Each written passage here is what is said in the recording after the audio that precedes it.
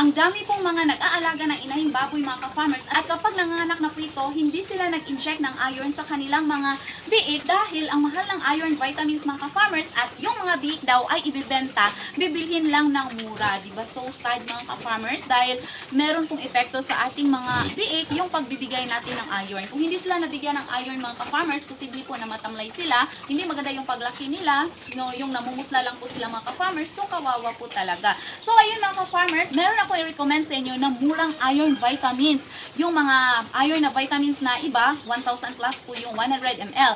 Pero ito siya mga ka-farmers, itong Davron Plus, ayan, 100 ml siya pero 200 plus lang. So wala na pong rason yung ating mga magbababoy dyan, yung mga backyard hog racers natin dyan na hindi na kayo maka-avail ng ating iron kasi 200 plus lang pero 100 ml na mga ka-farmers. Saan ka pa dyan magpahanap ng ganyan kamurang iron?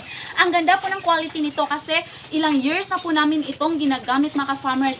Matagal na po namin itong na-discover kaya itry nyo rin po ito mga ka-farmers. Davron Plus na iron. So para sa ating mga ka-farmers dyan na gusto mag-avail nito, ilalagay ko na lang po yung link sa ibaba or sa yellow basket.